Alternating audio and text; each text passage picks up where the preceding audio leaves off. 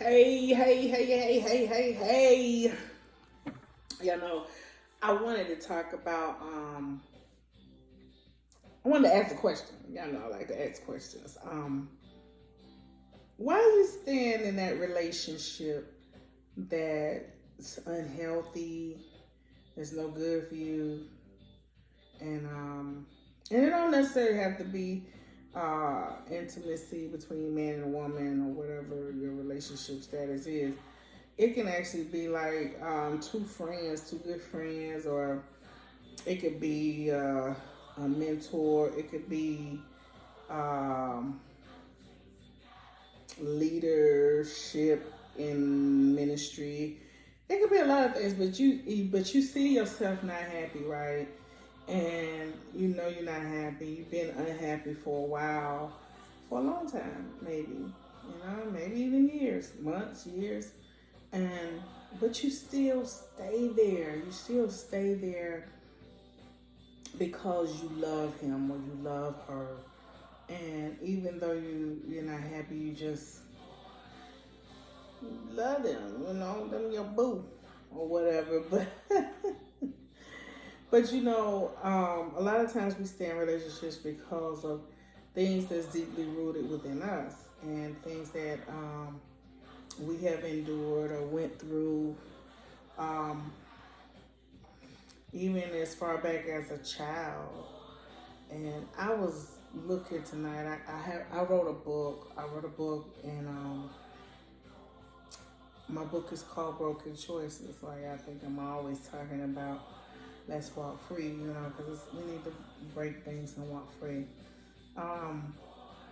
So in my book, one of the things I talked about is the spirit of abandonment. And a lot of times we deal with things for a long length of time. It's because the spirit of abandonment or the spirit of rejection. We sometimes we just feel like we gotta have somebody near us, and because I've known women to feel like if a man ain't beating them or they being violent with them in some kind of way, shape, or form, that he don't love her, and that's not love. That's not love. That's demonic, and it's definitely need for healing and deliverance for the individual. If you feel like the only way that someone showing you that they love you is by violating you in some kind of way that's not healthy, they love you, that's not love. That's not love at all. And then you would think that, well, maybe young girls go through that. Older women, they know better and this and that. You'd be surprised. Some of the older ones go through it too, because they don't realize it or they never knew that they dealt with a spirit of abandonment. And I got a small, I guess, it's a small definition of the spirit of abandonment and how it operates. Fear of losing someone, fear of being alone, always wanting to please others, and gives too much in a relationship. Those are some of the signs of the spirit of abandonment, and that you may need to be. If you're dealing with some of these things, you need to be healed and delivered from them, because the spirit of abandonment, it'll keep you in an unhealthy situation or relationship. It can keep you there for a very, very long time, and it'll also keep you pointing the finger at the other person, like, oh, well, if he will or she will, or if he won't or she won't, then maybe I could just, or things gonna get better if this or that happen. And you begin to make excuses and you pointing the finger and all kind of things like that. But really it's you that's dealing with the spirit of abandonment, and you need to be healed and delivered from the spirit of abandonment. This here is something that you don't need to take lightly any longer. Identify it so you can deal with it and be healed and delivered from it, because don't go a moment longer dealing with these some of these things that I just called off. Fear of losing someone. You fear that you were going to lose him. If you lose him, you're going to be by yourself. You don't want to be by yourself. And then I even heard women say, I don't want to start over. We know each other. He know me. I know him.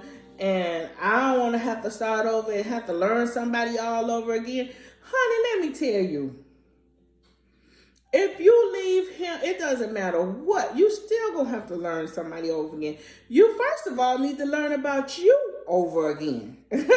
Because once you get delivered and healed from certain things that's not healthy, then and you begin to learn who you really are, who God created and called you to be, then you found out that person that you thought you was, that wasn't you. That was just spirits that was connected to you that you knew nothing of, that helped you to behave a certain way. But either way, you're going to have to get to learn something over again. And I feel like it's very healthy to get to learn something over again, because then you can get to learn something different. And it's good to learn different stuff. It's good to stay open to learning, because if you stop learning, you stop growing. So it's good. And fear of being alone, we just talked about that. You don't want to be alone. Always wanting to please others. Like you always want to please them. Like they come in and everything, you want to make sure they clothes washed, they bath water ran, you got what you cook, what they like, the bills are paid, or you done did everything you just want to make sure they please. But are they pleasing you? I mean, you're doing everything in your power to make sure they happy, but you're not happy. And you think you happy because you're doing everything that they want you to do for them, but you're not happy for yourself. The only thing that's making you happy is to take care of them and to make sure they're happy? Wow. Don't you deserve the same happiness? And it's kind of like giving too much in a relationship. Same thing to pretty much. You giving too much in your relationship. You know, you give until you done gave all of you away, sweetie. You done gave your whole self away. You ain't got nothing for yourself for the keeping. You just done gave yourself away. So what now? So I just say all of this is only reason I'm sharing this is because I really, we always talking about walking free, but in order to walk free, we got to start seeing ourselves for who we really are, what we really are, what we're really dealing with. Because sometimes I ain't gonna say sometimes. Some of us just don't know what we're dealing with. Some of us don't even realize that these things is connected to spirits, because we wrestle not against flesh and blood. We wrestle against principality, wicked spirits in high places. That ain't your flesh. That ain't your that's right. Spirits, we ain't talking. That's not you. That's them spirits you dealing with. And like I said, a lot of them comes deeply rooted from when you was a kid. Like maybe you went through not having your mother or your dad there. Maybe you went through being a foster kid. Maybe you went through having to raise yourself. Maybe you went through, you felt like you had a loving family, then all of a sudden everything was gone. Somebody died, or somebody disappeared, or somebody got hooked on drugs, or whatever your story is. It started a long time ago. So now that spirit of abandonment has connected itself to you, and you don't even realize that this is a spirit that I need to get out of, because I deserve for somebody to love me the way that I desire to be loved. I don't deserve to have to belittle myself or dumb myself down or do everything I can for anybody just to get them to love me or like me. I don't deserve to have to feel like I gotta buy my friends and all of this, that, and I don't deserve that. I deserve to be loved. But the only reason you're going through this is because you are allowing this. And the reason why you're allowing this is because the spirit of abandonment. You don't want nobody to leave you, so you people please. You do whatever you can in your power to please people. You don't want nobody to leave you. You don't want nobody to misunderstand you. You don't want nobody to dislike you because you don't want nobody to leave you. When if you really loved yourself and you treated yourself a certain way and people knew this and they knew they couldn't play with you in a certain way or couldn't have, couldn't do certain things with you, they still would love you. They would love you even more because now you got a certain integrity about yourself. Now you got a certain value about yourself. Now you know your worth. And since you know your worth, others around you know your worth. You ever heard somebody say, oh, I like her or him because they got confidence. I like that confidence they got. They like the confidence they got because they desire to have that, or they just like a person with confidence. A person with low self-esteem, they don't really care about. Those people that get used a lot because they got low self-esteem. Your esteem ain't high, so guess what? I could treat you and do you any kind of way. Of course, that's a carnal mind and a carnal way of thinking. That ain't God, no. But if we be truthful, that's the way the world is. If the world see that you down, it'll kick you. It'll kick you. And some of us born again kick people when they down. So if we be real, come on now.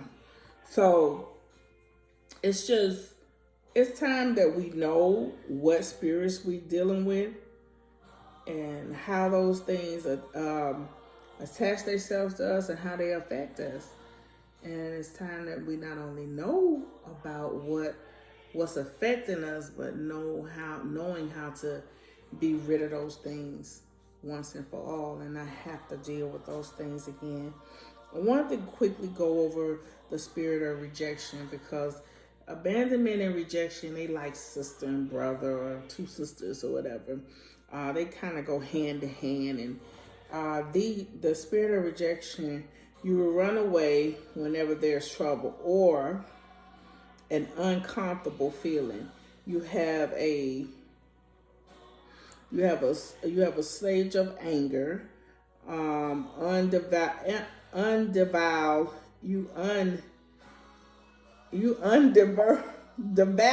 I'm sorry, I should have had my glasses on, right? You undervalue yourself. You undervalue yourself, and you tend to try to be a perfectionist.